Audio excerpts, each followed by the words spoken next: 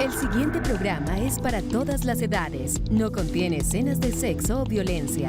Es apto para toda la familia. Cuenta con el sistema Closed Caption y es financiado con recursos del Fondo Único de TIC.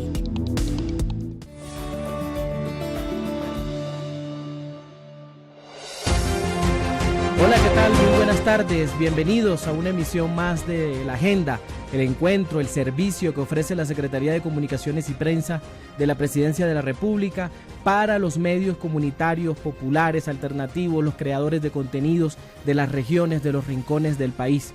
Soy Celso Tete Crespo, asesor de comunicaciones en la Presidencia, y en nombre mío y de todo el equipo aquí periodístico de producción, le damos la más cordial de las bienvenidas tanto a los que se conectan en vivo y en simultáneo por todas las redes sociales de la Presidencia, como obviamente aquí a todos los colegas comunicadores de las regiones que nos acompañan hoy con una convocatoria muy masiva. Aquí están presentes a través de Google Meet. Este es un servicio para ellos.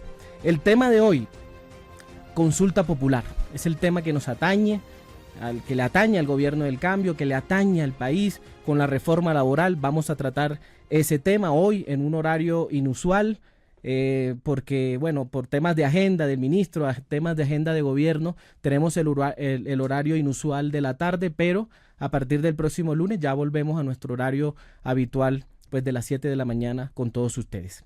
Entonces, como les decía, tema consulta popular, y para eso, ¿quién mejor que para tratar el tema que el ministro de Trabajo, Antonio Sanguino, que hoy nos acompaña aquí? Ministro, muchas gracias por la asistencia, muchas gracias por, empezar tarde, ya no mañana, con la agenda y los conectados acá, los compañeros. Celso, de verdad muy complacido estar aquí contigo, de poder saludar a toda la gente que está conectada a esta hora, que reproduce esta conversación que vamos a tener, que estamos iniciando esta tarde, desde el Palacio de Nariño, desde el cuartel del cambio, podríamos decir, desde el cuartel del cambio, la sede del gobierno en cabeza de nuestro presidente Gustavo Petro.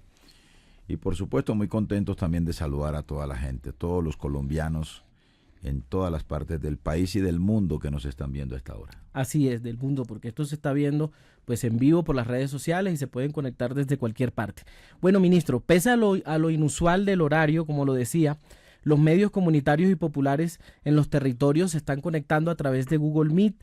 Se inscribieron 61 medios comunitarios alternativos de las regiones del país, y hoy aquí tenemos conectado unos 45. O sea, ha sido de los programas con mayor interés en rating el tema de la consulta popular, y tienen representación de distintas regiones del país. Miren, aquí tenemos 17 departamentos hoy representados y 36 municipios del país hoy representados aquí en la sala de Google Meet para hacerle preguntas y para interactuar con el ministro. Bueno, tenemos gente desde Arauca, Ocaña, desde el Cauca, Atlántico, Bolívar, Santander, Sucre, Córdoba, departamento de Antioquia, departamento del Magdalena, Bogotá, Valle del Cauca, desde el Huila, desde Boyacá, desde Nariño, Pasto, bueno, desde el Casanare, desde el Meta, entre otras regiones que están hoy acompañándonos. Entonces, antes ya de empezar, porque sabemos que, les recordamos que las preguntas deben ser lo más concisa posible para que la mayor cantidad de compañeros comunicadores puedan participar. Vamos a recordarles la metodología. El ministro de Trabajo va a hacer una exposición de 7 minutos sobre un tema. Una vez terminada esa exposición, abrimos la ronda de preguntas con todos los que quieran participar. Obviamente, levantan la manito aquí en la sala de Google Meet y les vamos dando paso y vamos abordando cada una de las preguntas. La primera la hacemos aquí. Ministro, arrancó, con todo la consulta popular. Ya se radicaron pues las 12 preguntas en el marco del Día Internacional del Trabajo, el 1 de mayo, en el acto que hizo el presidente Gustavo Petro, aquí en la Plaza de Bolívar, que radicó las 12 preguntas en el Senado de la República. Yo quiero preguntarles qué sensaciones tuvieron ese día, cómo vieron la energía de la gente, todo lo que pasó ese día en ese evento como tal, tan simbólico y tan grande para el país, que es radicar la consulta popular por los derechos laborales. Bueno, yo quedé, inmensamente emocionado y esperanzado con la gran movilización del 1 de mayo en por lo menos 200 sitios del país, 200 ciudades y municipios. Una movilización masiva, un torrente popular que salió ese día pero además porque quizás es de las pocas movilizaciones, si no la única, del 1 de mayo o la primera, en donde digamos la motivación principal y la consigna principal era una consigna de naturaleza política y democrática, porque no era solo los derechos de los trabajadores que comúnmente se reivindican en una jornada de movilización del 1 de mayo, sino que era un reclamo de la gente porque la consulta popular les permita expresar la soberanía popular, ¿no? En una respuesta con una gran dosis de indignación a la manera como el Congreso de la República ha querido sepultar las reformas del cambio, ha querido atravesarse como un obstáculo, como una vaca muerta, se dice coloquialmente, a las reformas sociales y en particular a la reforma laboral. Y lo que la gente dijo el 1 de mayo es, oiga, nosotros queremos decidir, nosotros queremos revocar temporalmente el poder que le hemos delegado a los congresistas para que decidamos nosotros.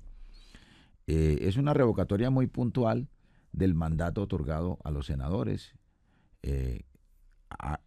digamos, invocando y reclamando el ejercicio de la soberanía popular y de la democracia directa, que está prevista además en la Constitución Nacional, la democracia participativa y sus mecanismos. Ahora, esperanzados porque yo creo que este es un torrente popular que no lo detiene nadie, que no lo detienen 8 senadores y mucho menos el señor presidente del Senado, el señor Efraín Cepeda, ni las voces más mezquinas del establecimiento político y económico del país.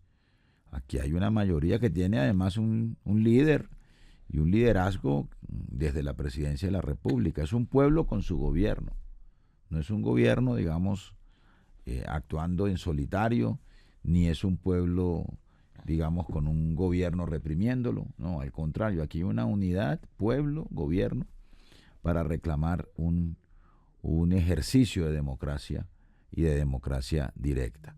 Y bueno, ya ustedes vieron la emoción que produjo el discurso del presidente de la República, un discurso memorable, la manera como la gente respaldó el pronunciamiento del presidente, el simbolismo de la espada de Bolívar, que ha sido un símbolo, digamos, de la lucha por la libertad, por la democracia, por los derechos de la gente.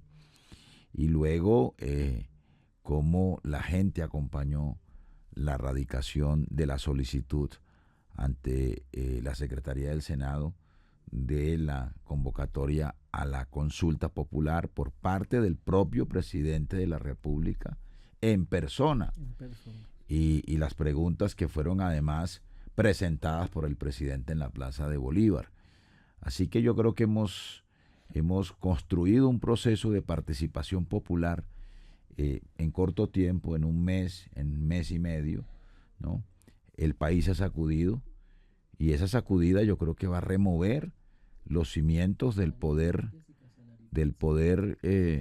parlamentario, de ese poder, digamos, que usa la democracia o que usa la delegación del mandato y del poder a veces para actuar en contra de la gente. Y yo creo que eso va a marcar un antes y un después en la historia de Colombia. Así es, ministro. Bueno, vamos a abrir de una vez la ronda de preguntas aquí con los compañeros conectados a través de Google Meet, los comunicadores populares de todas las regiones del país. Abrimos con Daniel Montes y se prepara Casanari Prensa. Daniel, buenas tardes. Te escucha el ministro, te escucha toda Colombia. Muy buenas tardes a todos. ¿Me escucha bien ahí? Sí, señor. Perfecto. Ministro, un placer tenerlo en estos espacios. Gracias por estos espacios para poder comunicar de manera eficiente a nuestras regiones. Ministro, tengo 2 preguntas. Una de ellas es obligada, que me la ha hecho muchísimo las personas que me siguen en mis redes sociales. En mis redes sociales aparezco como @elprofedani. Y la primera es sobre los recursos para esta consulta popular. Los recursos van a estar centralizados, no hay recursos, ¿de dónde van a salir? Y la segunda es, ¿por qué no incluyeron la pregunta sobre bajar el salario a congresistas y altos funcionarios del gobierno? de los gobiernos, pues. Bueno, lo primero es que hay que diferenciar en términos de financiación dos asuntos. Uno es la financiación de la logística para el desarrollo de la consulta, que corresponde al presupuesto de la Registraduría Nacional del Estado Civil. Así que la Registraduría tiene un presupuesto anual que hace parte del o que viene del presupuesto general de la Nación. Tiene un plan de inversiones, en fin, un plan de compras y un plan de inversiones. Lo que tendríamos ya ahora que conversar, una vez se apruebe la consulta con la Registraduría, es si los recursos con los que cuenta la Registraduría pueden usarse o alcanzan o son suficientes para garantizar que la consulta popular se haga. Aquí no puede hacer carrera la idea de que entonces por razones presupuestales no podemos ejercer la democracia, que la democracia hay que restringirla porque no tenemos recursos, porque con ese argumento entonces deberíamos no deberíamos hacer las elecciones en el 26, ¿no? Ahora, el Estado tuvo recursos para financiar el referéndum de Uribe. El Estado tuvo recursos para financiar el plebiscito de Santos. El Estado tuvo recursos para financiar la consulta popular anticorrupción, liderada por el Partido Alianza Verde y por Claudia López y Angélica Lozano en su momento. Así que no puede hacer carrera que entonces por falta de recursos le pongamos mordaza a la gente y condenemos a que una decisión tan importante como el de la reforma laboral quede en manos de 8 senadores que se atraviesan, que se ponen de espaldas, que le niegan, que le roban los sueños y los derechos a los trabajadores de Colombia, que son 25 millones los que componen nuestra fuerza laboral. Y el otro asunto es el de la financiación de las campañas. Hay una reglamentación que dice que cada comité por la consulta o del sí o del no o de la abstención tendrá derecho hasta un tope, se le establece un tope de financiación y puede recaudar recursos para esa campaña, ¿no? Entonces cada comité tendrá que desplegar una estrategia para recaudar fondos en las organizaciones sociales, para hacer actividades sobre todo de gestión de recursos que les permita con las cooperativas, con personas que quieran hacer aportes individuales, financiar la campaña. Bueno, y él hablaba también por qué no se incluyó en la consulta la pregunta de los salarios de los congresistas. Porque el presidente quiso que solo nos refiriéramos a la reforma laboral, ¿no? Eso fue lo que originó la convocatoria de la consulta, pero además porque había el riesgo de que si incluíamos ese punto en la consulta, esa inclusión fuera objetada por alguna demanda ante el Consejo, ante la Corte Constitucional, ¿no? Porque eso significa una reforma constitucional y en las consultas no se pueden incluir reformas constitucionales ni se pueden incluir asuntos tributarios. Eso lo establece claramente la ley 1757 del 2015. Ahí está claro entonces. Le damos paso a Casanare Prensa y se prepara Guillermo Morán Robledo. Casanare Prensa, te escuchamos. Buenas tardes. Buenas tardes, Celso. Buenas tardes, ministro. Pues yo paso y soy puntual. Pues en la consulta popular por la reforma laboral, pro reforma laboral, gracias a que tenemos al ministro Sanguino ahí presente, desde Casanare le preguntamos por la pregunta número 10. Pues se la leo para que todos los entendamos. ¿Está de acuerdo que los trabajadores domésticos, madres comunitarias, periodistas, deportistas, artistas, conductores, entre otros trabajadores informales, sean formalizados o tengan acceso a la seguridad social? La pregunta, explícanos, ministro, un poco más para que la comunidad entienda, aquella persona que se ve vinculada, y así como nosotros los periodistas, sean formalizados o tengan acceso a la seguridad social. ¿En qué consiste eso y cómo lo van a hacer? Bueno, primero hay que recordar que la cifra de informalidad, el indicador de informalidad llega al 56% de los trabajadores colombianos. Es decir, por cada 10 trabajadores, casi 6 lo hacen en la informalidad. Y eso golpea sobre todo a poblaciones muy específicas, tanto en el sector público como en el sector privado. En el sector público, por ejemplo, las madres comunitarias, son 60.000 madres comunitarias que han trabajado toda su vida cuidando niños en los barrios, en los corregimientos, en las veredas, sin que tengan un contrato laboral, ¿no? Sin que se les garantice su seguridad social. Se les da un aporte, digamos, muy ínfimo, y se les niega su condición de trabajadoras, ¿no?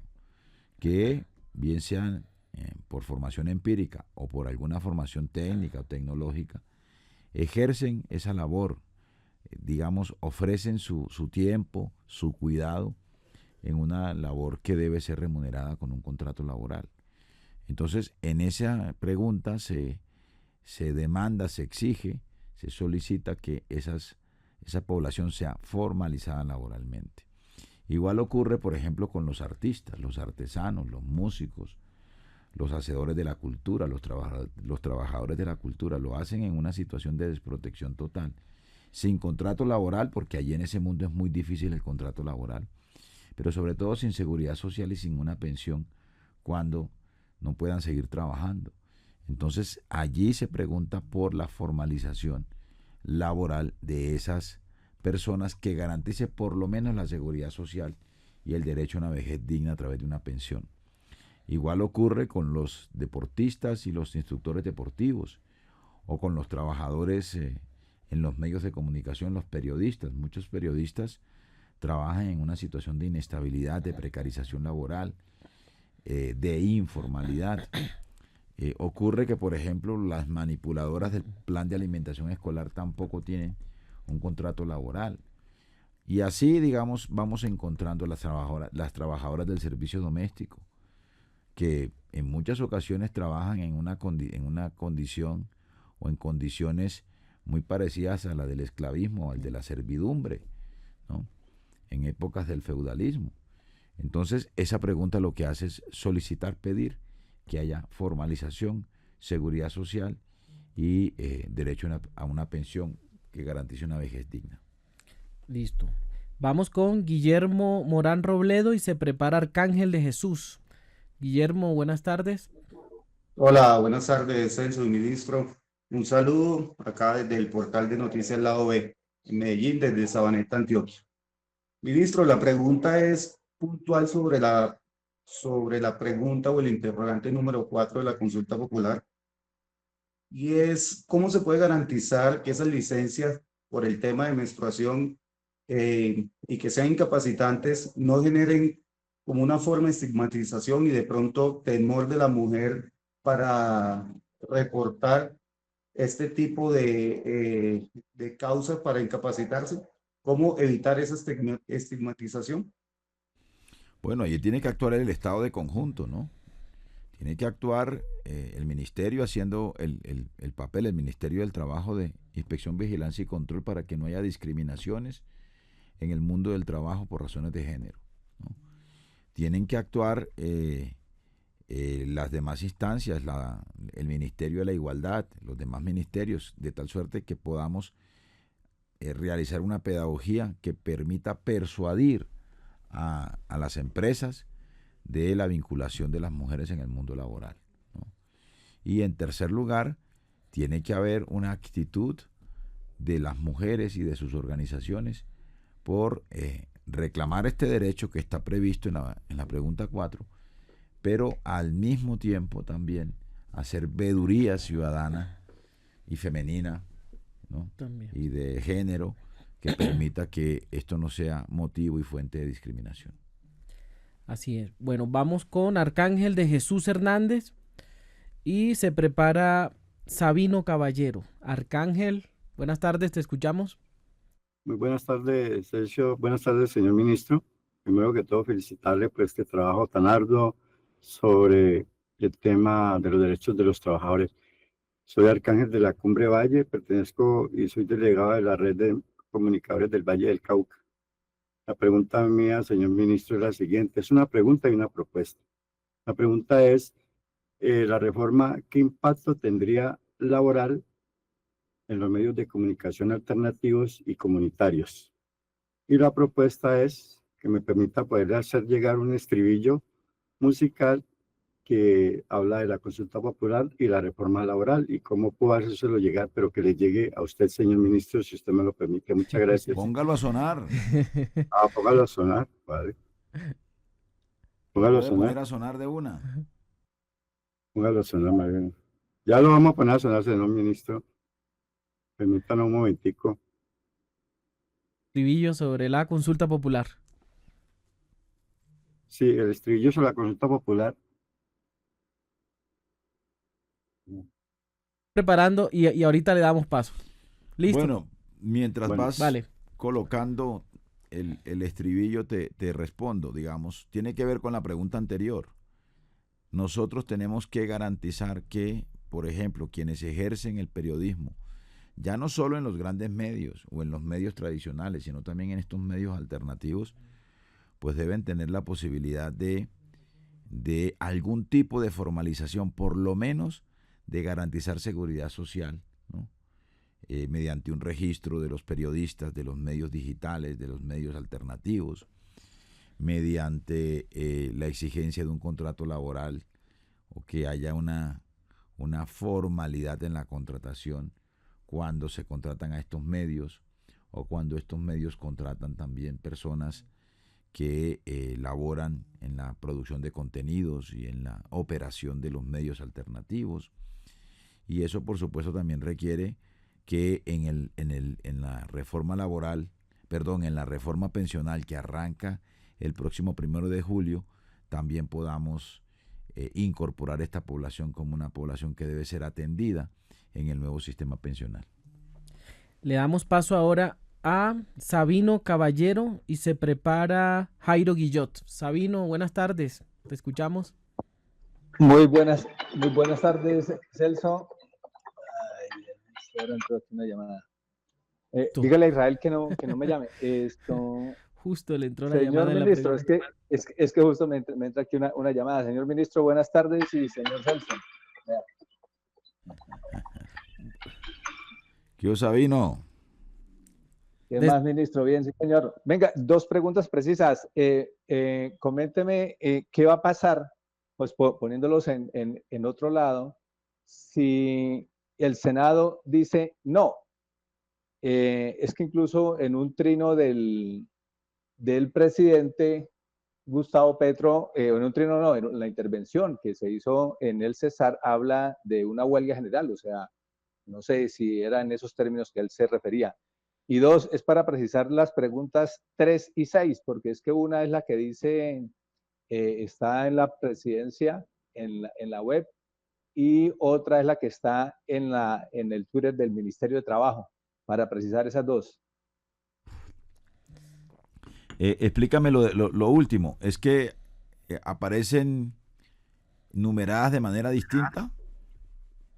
No, la redacción están distintas. En la de presidencia, en la pregunta 3, por ejemplo, dice que empresas productivas preferentemente asociativas reciban tasas preferenciales e incentivos para sus proyectos productivos. Eso dice en la web de presidencia, pero en la del Ministerio de Trabajo no dice nada de preferenciales. Ah, bueno, pues la versión definitiva es la que está en Presidencia de la República.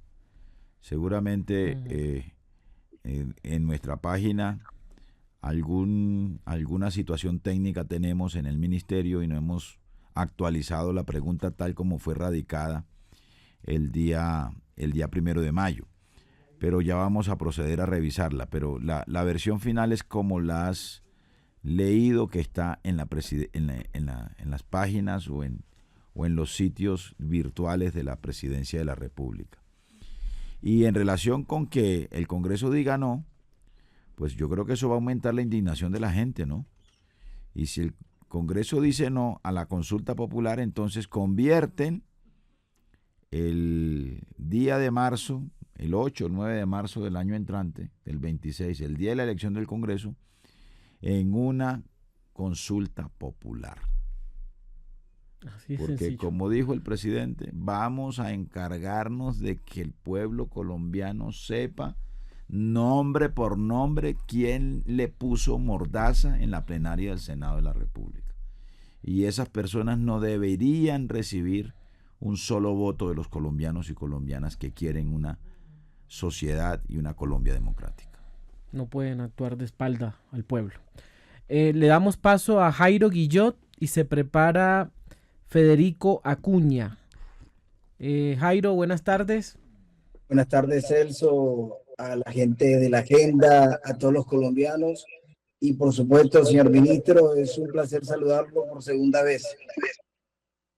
¿Qué le cuento sobre la consulta? Aquí en Bucaramanga se ha trabajado muy bueno. Ahorita en la marcha salimos más de 43.000 personas. Primera vez que sale la gente emocionada a la marcha. La pregunta es, a la recta final, ¿cómo hacemos para llamar más gente y se unan? ¿Qué apoyo podemos tener? Bueno, pues no sé si estás preguntando sobre el apoyo del gobierno, ¿no? No. Apoyo material bajo. Apoyo pedagógico, dices tú, material Sí, señor. impreso y demás. Sí, señor. No, pues nosotros desde el gobierno no podemos, hasta ahora estamos produciendo unas piezas publicitarias de respaldo a la consulta, pero podremos hacerlo de manera mucho más contundente y decisiva una vez el Senado en su Federico. plenaria apruebe la consulta y eso nos permita entonces diseñar una campaña y ponerla en marcha, y ese diseño implica producir todos los impresos y todos los materiales y los insumos pedagógicos y comunicativos que se requieren para esta actividad. Bueno, le damos paso ahora a Federico Acuña desde La Guajira, nos acompaña y se prepara Judy Cure. Federico, buenas tardes.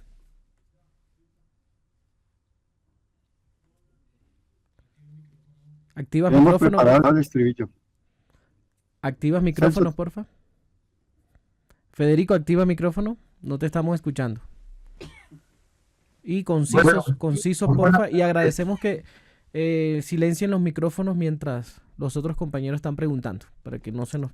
Bueno, muy buenas tardes, Celso. Agradecido de que me dé la participación. Un saludo muy especial para todos los compañeros desde La Guajira. Un saludo muy especial para el doctor Antonio Sandino, que ha venido haciendo un trabajo verdaderamente destacable. Y ya nos conocíamos, doctor Sandino, yo lo entrevistaba, ¿se acuerda? Que el día telefónica en La Guajira hace unos años, cuando usted era senador. Pero fíjese. Claro que lo Sí. recuerdo perfectamente. Lo Sí, mismo que gracias. recuerdo a Sabino, que lo conozco hace como 30 años o más. Sí. Doctor, y pues mi admiración por el trabajo que viene haciendo. Pero le comento algo, doctor, yo tengo una visión optimista de lo que va a pasar en el Senado. Creo que esto lo van a aprobar antes de tiempo. La pregunta es esta. Bueno, ellos tienen un mes para aprobar la propuesta de consulta que le presentó el presidente. Vamos a poner el caso que la aprueben antes de los 30 días. El presidente podría programar la consulta de esa fecha en adelante, tendría que esperar que pasen los 30 días. ¿Me repites, porfa? O sea, yo soy optimista de que el Senado va a aprobar la consulta.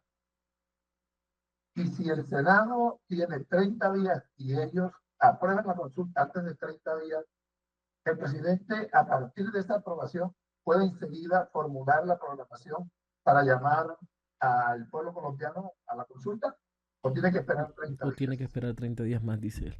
No. Él inmediatamente tiene 8 días, creo, para notificarle al Consejo Nacional Electoral la decisión de la plenaria del Senado y la fecha que él decida para convocarnos a las urnas, para efectos de que el Consejo Nacional Electoral expida el acto administrativo, un decreto seguramente, o una resolución que establece el calendario electoral de la consulta, ¿no? pero eso debe ocurrir de manera inmediata. El presidente tiene, creo que 8 días es el plazo establecido por la ley para notificarle al Consejo Nacional Electoral de que su consulta fue validada o fue, digamos, objeto de un concepto positivo por parte de la plenaria del Senado. Y la plenaria del Senado tiene 30 días, ¿no? A partir del momento en que el presidente radicó 20 días prorrogables por 10 días más, es decir, 30 días. Si no se pronuncia, el presidente queda habilitado automáticamente para convocar la consulta. Okay. Bueno, le damos paso a la compañera Judy Cure y se prepara Miguel Dueñas. Judy, buenas tardes. Gracias, señor ministro. Mi nombre es Judy Cure, soy de Barranquilla. Yo manejo redes sociales, se llama Colombia va bien. Buenas noticias del gobierno del cambio. Mi pregunta ya la hicieron, pero yo le quiero hacer la pregunta nuevamente. ¿Qué sucede si el Senado no aprueba la reforma? Ahora, yo leí en un tuit del presidente que dijo que la firmaba por decreto. ¿Eso es posible? La interpretación que yo tengo es que el presidente queda habilitado automáticamente para convocar la consulta si el Senado no se pronuncia en los 30 días que están corriendo ya desde el pasado 1 de marzo. Si no la aprueban en los 30 días, llegaron los 30 días, el señor Cepeda, en la belleza de Cepeda dijo que no. ¿Qué sucedería ahí? Porque el presidente dijo que si no era aprobada por el Senado, él la firmaba por decreto. ¿Eso es posible? No, lo que es preciso es que el presidente puede decretarla si el Senado no se pronuncia. ¿No? Ahora, la decisión que está esperando el país y el gobierno no es la de Cepeda, es la decisión de la plenaria del Senado. Le damos paso ahora a Miguel Dueñas y se prepara Colombia Agrícola. Miguel, buenas tardes. ¿Te escucha Colombia? Buenas tardes, doctor Sanguino. Primero que todo, gracias por esta invitación. Tengo una inquietud con respecto a los llanos orientales, y es que aquí lo que se ha desarrollado en los últimos años, ya no dependiendo tanto del petróleo, es la industria turística y la presencia de los restaurantes de fin de semana, restaurantes que empiezan actividad hacia el final de la tarde y que trabajan en sistema de pago por destajo. En promedio 70 o 100 mil pesos la jornada, que puede ser de 8 a 10 horas. ¿Ustedes ya tienen un cálculo aproximado de cuánto se subiría ese valor a pagar a los empleados con esta nueva reforma laboral? Bueno, primero vamos al tipo de contratación. Una de las preguntas de la consulta es respecto a el contrato a término indefinido como regla general. Entonces, la gente debería ser contratada como regla general por un contrato a término indefinido. Pero eso no niega otro tipo de contratación, que es la contratación mediante contratos a término fijo o mediante contratos a labor, obra labor o contratos de prestación de servicios. O sea, eso no van a desaparecer. Estas otras formas no van a desaparecer. Ahora, hay otra pregunta que tiene que ver con el recargo por dominicales y festivos, ¿no? Entonces, en ese caso, lo que hay es si la jornada laboral de 8 horas ocurre después de las 6 de la tarde, o ocurre en dominicales o festivos, pues tendría un incremento, digamos, la hora trabajada tendría un incremento, en el caso de los dominicales, del doble, ¿no? Sí. Y en el caso de los festivos igual, y en el caso de las horas extras un incremento del 35%. Eso es, digamos, lo que está previsto en la consulta, que era lo que existía antes del 2002. Que nosotros no estamos estableciendo asuntos nuevos. Este tipo de asuntos eran derechos adquiridos por los trabajadores que se perdieron con la ley 789 del 2002 del expresidente Álvaro Uribe Vélez. 2002, por allá, ¿no? Sí. Bueno, le damos paso. Es más, nosotros lo que sí hemos cuantificado es cuánto le han quitado a los trabajadores en estos 23 años. ¿Cuánto, ministro? ¿Tienes la cifra? A cada trabajador le han quitado 43 millones de pesos. Que es una casa, una vivienda. Una cuota inicial de una casa. Sí. Así O una casa completa. completa. Una casa, sí, depende. Sí. Bueno, le damos paso. Vamos con. Aquí tenemos conectados aquí. Elena, vamos con Elena. Buenas tardes. Y se prepara 30 minutos de economía. Hola, buenas tardes. Elena Sánchez, directora de colombiaagrícola.com. Le pregunto, ministro, específicamente por el sector rural, justamente por este régimen laboral especial que de lograr pasar en la consulta garantizaría los derechos de los trabajadores agrarios. Quiero que nos explique brevemente en qué consistiría ese régimen y cómo prevén ustedes también desvirtuar un mito que se puede estar generando en el sector rural sobre el aumento de costos laborales. Bueno, yo les quiero contar que nosotros hemos examinado muy bien ese tema. Eso ya era un acuerdo en la reforma o en el articulado de la reforma cuando se transitó por la Cámara de Representantes, que es lo que se llama el Jornal Agropecuario. ¿Qué quiere decir eso? Que en aquellos casos en donde hay una relación entre empleador y empleado debe haber un contrato, ¿no? Debe haber un contrato o a término indefinido. Ahora, en el campo es muy difícil hacer contratos a término indefinido porque el jornalero es contratado por cosecha, el jornalero del café, el jornalero de la caña de azúcar, ¿no?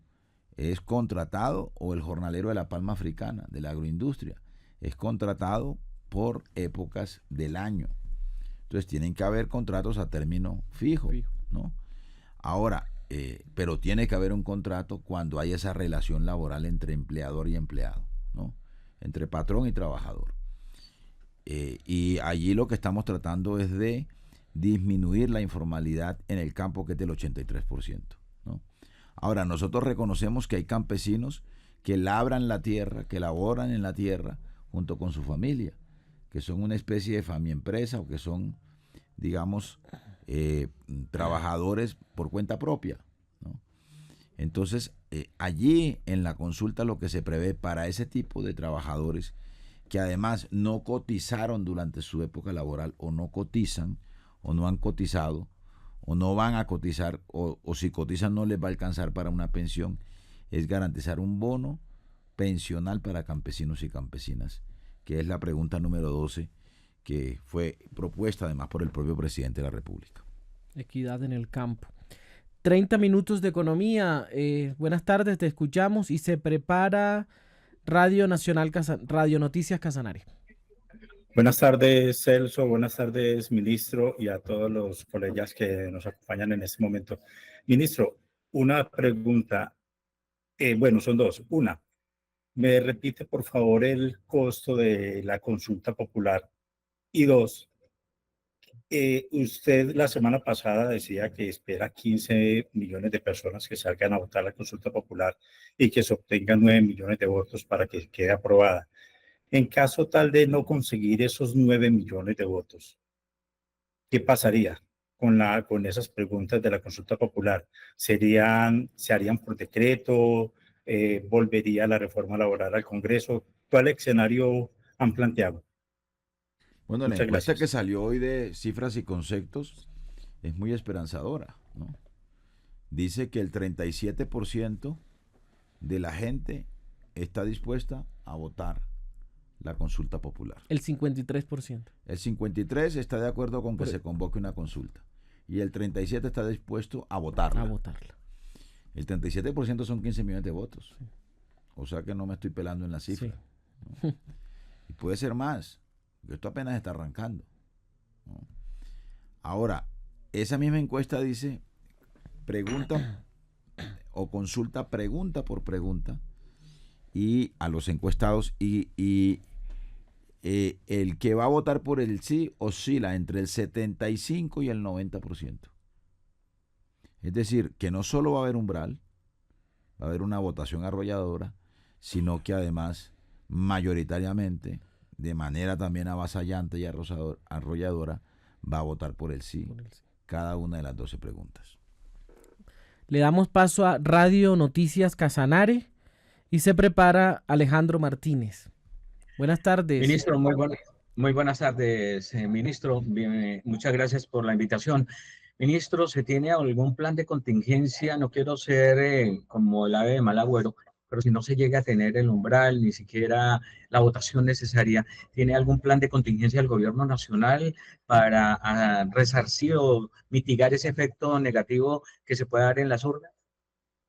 Bueno, yo repito, los resultados de la encuesta de hoy indican que hay un gran respaldo a la consulta y a las preguntas de la consulta. Luego, entonces nosotros no hemos considerado qué hacer. No hemos contemplado, primero, que no haya umbral y segundo, que la gente no vote mayoritariamente las preguntas. Estamos muy optimistas en que el respaldo popular va a ser contundente. Me gusta la seguridad, ministro. Vamos con PRI Radio TV y se prepara Luis Adolfo Payares. PRI Radio, buenas tardes, y se va preparando después Luis Adolfo.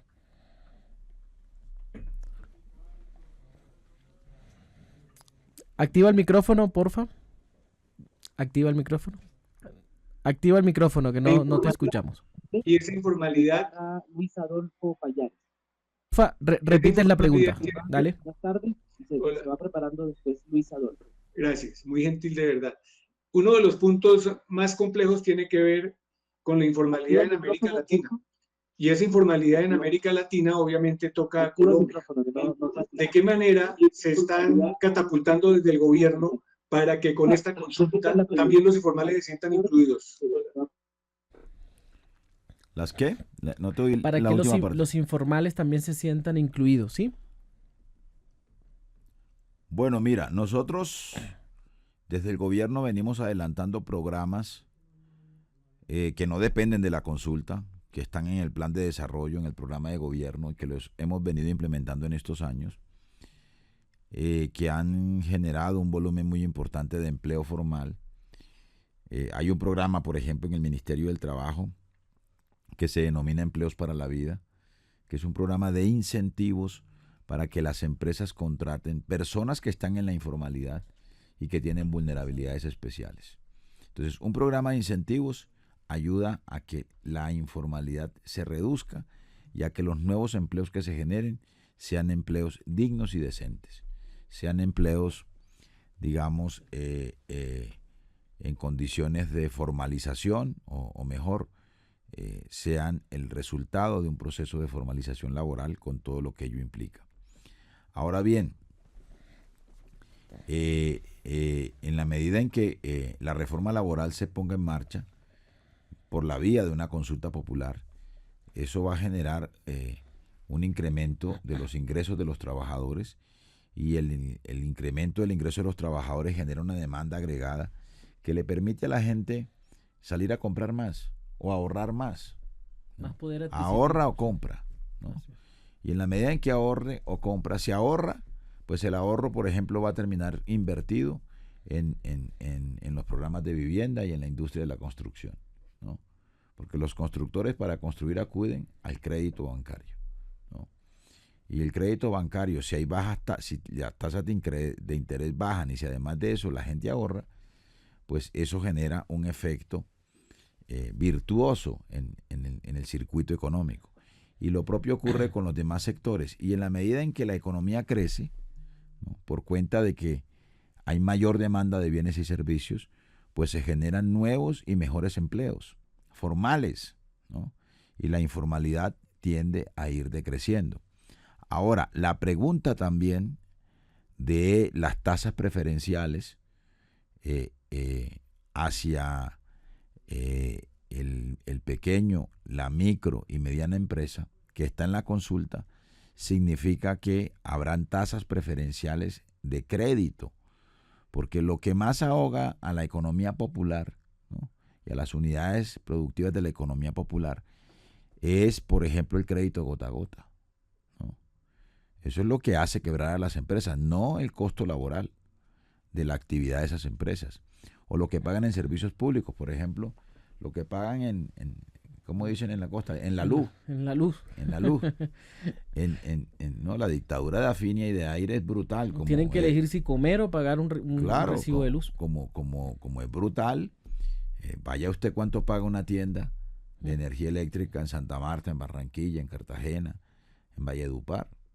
Entonces, si nosotros mantenemos una política y si desarrollamos una política de reducción de las tarifas en energía eléctrica, de tasas preferenciales de crédito, de incentivos en capital semilla, de exoneración, digamos, de mejora de la actuación de la DIAN para esas pequeñas unidades productivas, de mejora en la manera como se deben formalizar esas empresas, digamos, en incentivos para que esas empresas se formalicen.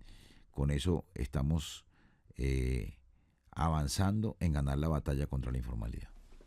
Bueno, se prepara, ahora le damos la palabra a Luis Adolfo Payares y se prepara Metrópoli Online. Luis Adolfo, buenas tardes.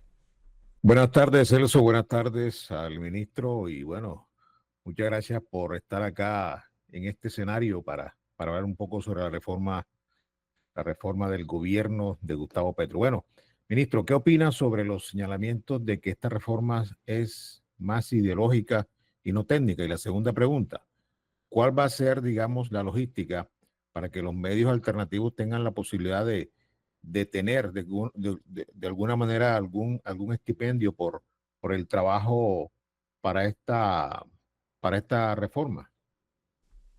Bueno, todas las campañas, incluyendo la campaña del gobierno, pues tendrá que hacer una inversión en pauta publicitaria, ¿no? Y la pauta publicitaria no solo puede ser para los grandes medios, ¿no? Tiene que ser para los medios alternativos. Y eso lo sabe muy bien el presidente de la República. Esa es la postura del presidente de la República. Y que tenemos que consolidar un ecosistema de medios alternativos que permitan que las narrativas que circulen y lo que se le informa a la opinión pública y al ciudadano correspondan a una lógica distinta, corresponda a dar cuenta no solo de la verdad, porque la verdad en absoluto no existe, ¿no? Sino de las verdades vistas desde el lado de los trabajadores y desde el lado de los sectores populares y de las clases medias y del empresariado, digamos, democrático. Porque es que, digamos, claro, una cosa es lo que dice el señor de la ANDI, Alejandro, y otra cosa es lo que dice un empresario como Armitage, el que fue alcalde de Cali. Yo los invito a que escuchen lo que él dice en relación con los costos laborales. Lo que nosotros, por ejemplo, estamos diciendo sobre lo que le han quitado, ¿no?, para no decir robado a los trabajadores en estos 23 años de la contrarreforma laboral de Uribe, pues es una manera distinta de ver el problema, ¿no?, de los costos laborales, porque los que quieren mantener, digamos, una realidad de precarización laboral, entonces lo que hacen es asustar a la gente diciendo que si se aumentan los costos laborales, entonces el empresariado va a salir huyendo y las empresas se van a quebrar y entonces la gente no va a tener cómo emplearse. Es una narrativa que vienen creando desde el 2002, pero los resultados dicen que pese a que se suprimieron muchos derechos laborales, la situación de precariedad laboral, de empleo, de informalidad, pues no ha mejorado. Mire, ese mismo discurso, vaya y mire lo que decían en el gobierno de López Michelsen en 1974, ¿no?, en el intento de reforma laboral que intentó hacer la ministra de Trabajo, que era una liberal radical de López Michelsen, la señora Elena de Coro, ¿no? Y la señora propuso una reforma laboral muy similar a la que nosotros estamos proponiendo. Y los Bruce McMaster de esa época decían exactamente igual. Los Andy. Decían exactamente igual. No, que es que se van a perder tantos empleos, no, que es que... No. Pero al contrario, lo que pasó con la contrarreforma laboral fue que aumentó la informalidad y el desempleo se mantuvo en niveles de los más altos de América Latina. Bueno, por temas de tiempo ya damos paso a una pregunta más y los otros que están por allí nos pueden acercar las preguntas por los canales de WhatsApp, que nosotros se las acercamos al ministro, y a través de otros canales pues se las pueden responder, porque como entenderán, por temas de tiempo tratamos de darle participación a los máximos posibles. Entonces, podemos ir haciendo, Celso, una jornada cada 8 días, cada 15 días. Bueno, listo, ministro. Y le vamos dando la oportunidad a los otros medios, que no han podido participar ahora, así es, que lo hagan. Los vamos turnando y tú vas llevando el registro. Ustedes llevan el registro de quienes han venido participando para darle espacio a todo el mundo, y por supuesto que para nosotros es una prioridad este ejercicio pedagógico de preguntas y respuestas con unos aliados, digamos, y unos convencidos de las bondades democráticas de esta reforma laboral, como son los medios alternativos. Bueno, listo. Entonces le damos paso a Alejandro Martínez, y ya está el estribillo por ahí que nos propusieron. Entonces pregunta Alejandro Martínez, responde el ministro, pasamos al estribillo, despedimos, hacemos unos anuncios importantes y hasta ahí va la agenda de hoy. Alejandro, buenas tardes. Celso y ministro, buenas tardes y gracias por la intervención.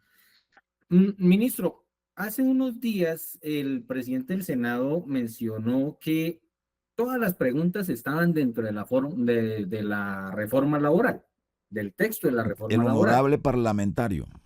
El honorable parlamentario. ¿Qué sucede o qué plan tendría el gobierno en el caso de que el Senado diga no vamos a hacer consulta popular, pero vamos a desarchivar la reforma laboral y la reforma a la salud? Gracias. Bueno, la reforma a la salud tiene su propia historia, ¿no? Seguramente, creo yo, me sospecho que los mismos 8 del patíbulo van a hundir la reforma a la salud en la Comisión Séptima del Senado. Yo le veo muy poco futuro, porque ya lo hicieron una vez y le tienen más odio a la reforma a la salud que a la reforma laboral, ¿no? Estos sectores de la Comisión Séptima del Senado. Y van a repetir la torpeza. Van a seguir dándonos argumentos de que existe de verdad un bloqueo institucional en el Congreso de Colombia por parte de los sectores de la política tradicional y de la derecha política. Ahora, bueno, puede pasar que aprueben la apelación a la reforma al hundimiento de la reforma laboral, pero es que el problema es que queda en manos de don Fincho Cepeda, ¿no? ¿Para qué comisión envía, distinta a la Comisión Séptima, el proyecto? Y yo me sospecho, ¿no? Yo no sé tú, Alejandro, pero yo me sospecho, o tú, Celso, que el señor Fincho va a enviar el proyecto a una comisión en la que el gobierno tiene minoría, para enterrar ahí sí por segunda y definitiva vez esta reforma laboral. Así que el camino más seguro es la consulta popular. Por eso el presidente ha insistido en que la consulta va porque va. Va porque va. Arcángel, bueno, queremos escuchar el estribillo. Ahí le va, señor ministro. El pueblo despierta y va a levantar, el cambio llega, van a frenar.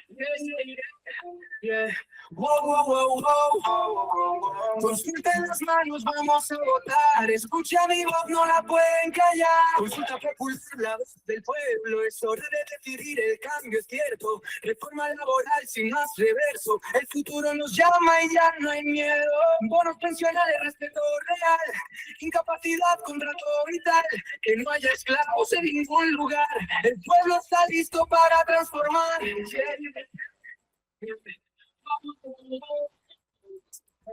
Bueno. Pero eso no es un estribillo, eso es una canción sasa. Sí, tiene hasta ritmo bailable y todo. Hombre. Muy bien, felicitaciones, Arcángel. Gracias, Arcángel. Nos las envías acá a través de Celso, y por supuesto que aquí le damos la difusión correspondiente. Vale, señor ministro, le hago llegar y le agradezco mucho que me haya atendido. Bueno, muchas gracias, Arcángel. Bueno, pasamos a los anuncios antes de despedir al ministro. Hoy tenemos alocución presidencial de nuestro presidente Gustavo Petro. También después de la alocución viene el Consejo de Ministros desde las 7 de la noche para tratar los temas de seguridad, de paz, de orden público en el país. Recuerden, continúa la campaña de prevención de la fiebre amarilla. Tenemos que vacunarnos. Esa es el mejor antídoto, la mejor actuación que podemos hacer frente a la fiebre amarilla es vacunarnos. Esa es la mejor prevención. Es gratuita, es universal, es de acceso para todo el país. No importa el estado de afiliación a la seguridad social, no importa la nacionalidad. Y contra la fiebre antirreformas también tenemos. Y contra la fiebre antirreforma. Que eso hay que vacunarse. Hay que vacunarse, sí. Esa la vamos a vacunar con la consulta, con el sí. Y ni tampoco tiene que ver el estatus migratorio ni la nacionalidad para que acudan a los centros de vacunación contra la fiebre amarilla. Y recuerden hoy también la alocución presidencial y después el Consejo de Ministros. Ahora sí, ministro Sanguino, muchas gracias. Mira esta conversación tan agradable y quedaron ahí algunos por preguntar, pero vamos a hacerle llegar las preguntas para ver cómo y empezamos a hacer esto más las seguido. Anotamos y arrancamos la próxima cita nuestra. Con los medios comunitarios arrancamos respondiendo esas preguntas. Listo, ministro. Muchas gracias por estar aquí en la agenda. Gracias a todo el equipo técnico de producción, a nuestros ingenieros de video, audio, sonido y streaming, a Juan Camilo Quintero, a Orlando Rengifo, a Luis Espejo, a Gloria Ortega, nuestra directora, que estará ausente unos días, y a todos los que se conectaron aquí en vivo y en simultáneo por todas las redes sociales de la Presidencia de la República, a todos los compañeros, colegas aquí, en los 45 medios que se conectaron hoy, desde medios populares, desde las regiones del país. Muchas gracias por acompañarnos hoy en este interesante encuentro por el sí a la consulta popular. Un abrazo a todos.